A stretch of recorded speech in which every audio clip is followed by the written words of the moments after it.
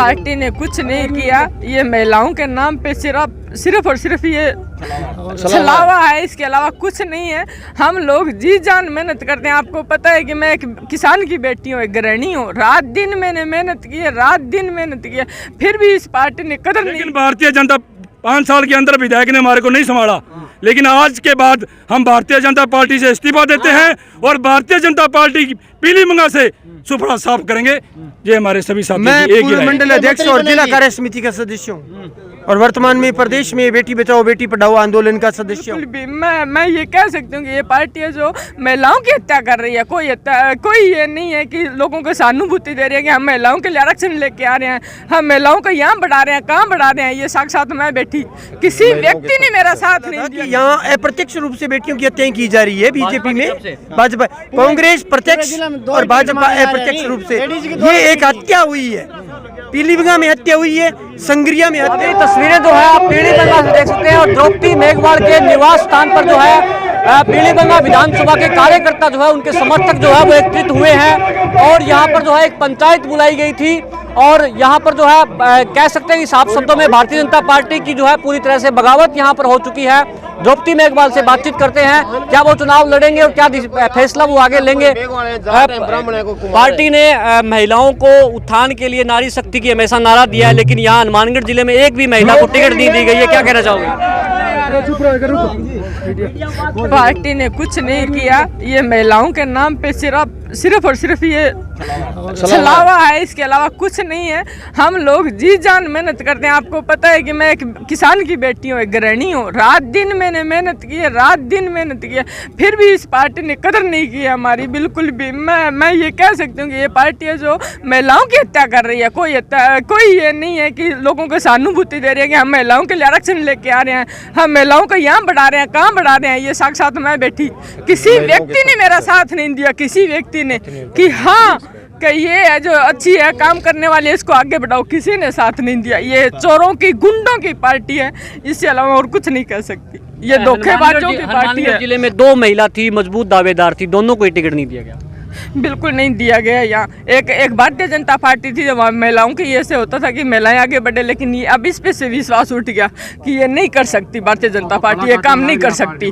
वास्तव में ये कत्ल कर रही है महिलाओं की। आज आपके समर्थन में हजारों लोग एकत्रित हुए हैं, क्या फैसला रहेगा, क्या डिसीजन लिया? 1 तारीख ये हमने आगे की तारीख दी है। आज तो मैंने सिर्फ और सिर्फ मेरे कार्यकर्ताओं को, मेरे संगठन के कार्यकर्ताओं को, मेरी जो द्रौपदी मेघवाल की टीम है उनको बुलाया है। ये डिसीजन लेके गांव में जाके ये सर्वे करवाएंगे कि हमारे गांव में क्या माहौल है।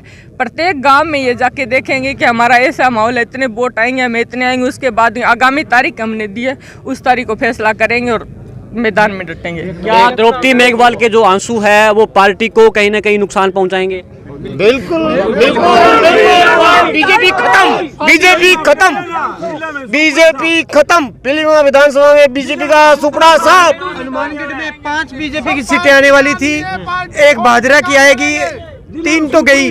नौहर द्रौपदी के आंसू नहीं है, महिला वर्ग और किसान वर्ग के आंसू है। हमारे जितने किसानों के काम किए थे द्रौपदी ने, किसानों की मदद की थी। किसानों के लिए ये जो सेमनाला जो मतलब बड़ो जो सेमनाला था वो खत्म कर दिया। वहाँ पे आज लोग गेहूं धर्म उगाकर अपना जीवन कर रहे, यापन कर रहे हैं, लेकिन इनकी बदौलत से कर रहे हैं। इसी वजह से ऊपर से किसानों की और महिलाओं की, दोनों की हत्या की है। ऊपर वाले भाजपा के बड़े कार्यकर्ताओं ने महिला वर्ग और किसान वर्ग दोनों की हत्या की है। तो इसीलिए हम द्रौपदी के साथ हैं और बीजेपी की तो सब खुला साफ है। इन आंसुओं की कीमत कैसे चुकाई जाएगी? पीलीभंगा के लोगों की क्या मंशा है? द्रौपदी को विधायक बनाकर पूरे जिले में हमने तो पूरी पीलीभंगा जनता ठान लिया है, इनके आंसुओं को बदलो, हमें मोतियों में बदल देंगे और पीलीभंगा से द्रौपदी को जिताकर उस पार्टी को बताएंगे और जिले की पूरी पार्टी की सीटें हारेगी। सिर्फ द्रौपदी मेघवाल यहाँ से जीत के जाएगी और पार्टी को पता चल जाएगा कि महिलाओं के साथ आपने क्या किया है। मोटे मोटे भाषण देते हो कि हमने महिलाओं को आरक्षण दे दिया और महिलाओं को आरक्षण आपने कुछ भी नहीं दिया। 0% आरक्षण आपने इस चुनाव में दिया है। इससे बड़ा अत्याचार महिलाओं के लिए क्या हो सकता है? भारतीय जनता पार्टी कुछ नहीं है। हमने सोचता था कि जनता और महिलाओं की रक्षा करती है, भारतीय जनता पार्टी महिलाओं की रक्षा नहीं करती है। कांग्रेस पार्टी जो है, कांग्रेस पार्टी प्रत्यक्ष रूप में महिलाओं पर अत्याचार कर रही है और भाजपा ने इस बार 2023 के चुनाव में अप्रत्यक्ष रूप से महिलाओं पर अत्याचार किया है। एक तरफ संसद में 33% आरक्षण की बात कर रही है, लेकिन 9% आरक्षण राजस्थान में महिलाओं को दिया गया है। तो इनकी करनी और कथनी में अंतर आ गया है। मैं लगातार जन्म से भाजपा का हूँ, जनता दल से हूँ, उसके बाद 80 से भाजपा का हूँ, लेकिन आज हमें मजबूर होना पड़ा है कि कार्यकर्ताओं की अनदेखी जो की जा रही है सबसे ज्यादा भारत में, तो वो भारतीय जनता पार्टी है। हम मजबूर हो गए हैं तो चुनाव लड़ने का फैसला लिया गया है, क्या आगामी रणनीति रहेगी? ये 1 तारीख को बताएंगे। हम जाएंगे, हम गांव जाएंगे, घर घर डांडी घूमेंगे, सर्वे करेंगे। वो 1 तारीख को पीलीभीत की धान मंडी में महापंचायत होगी, उसमें घोषणा होगी। द्रौपदी जी, चुनाव लड़ने के फैसले पर आपके क्या विचार हैं? जनता जनार्दन। और क्या अपील करना चाहोगे यहाँ विधानसभा के लोगों से? जो जनता कहेगी मैं जनता के साथ में। अपील आपकी तरफ से कोई? अपील तो ये भी है भारतीय जनता पार्टी ना रहो बस। चलिए, क्या पार्टी की तरफ से कोई कॉल आपके पास, कोई मनाने के लिए इस तरह का कोई प्रयास या जो प्रत्याशी है उसकी तरफ से कुछ किया गया? नहीं, ऐसा कुछ नहीं हुआ।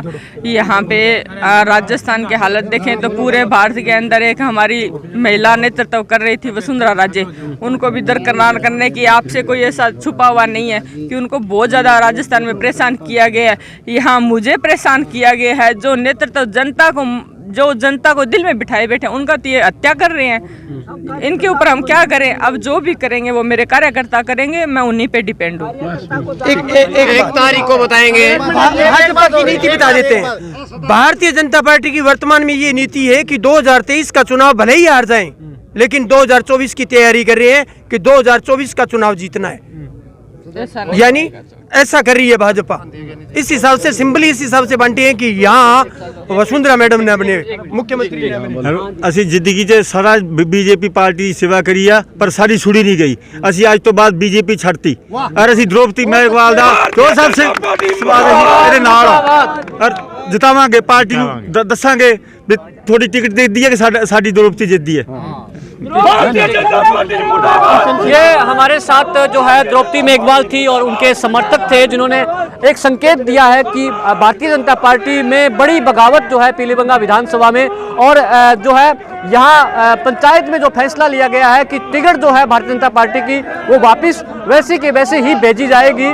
और द्रौपदी मेघवाल, हालांकि अभी तक जो स्पष्ट रूप से चुनाव लड़ने के संकेत जो है आधिकारिक ऐलान नहीं हुआ है, लेकिन फैसला चुनाव लड़ने का हो सकता है। निश्चित तौर पर भारतीय जनता पार्टी को बड़ा नुकसान पीलीभीत विधानसभा से हो सकता है। हमारे साथ और भी लोग हैं, बातचीत करेंगे। जी, क्या क्या कुछ कहना चाहोगे? हम बहन द्रौपदी मेघवाल के आंसुओं की कीमत, जन जन की नेता और विकास दूत बहन द्रौपदी मेघवाल को इस विधानसभा भेजकर ही उनके आंसुओं की कीमत हम चुकाएंगे।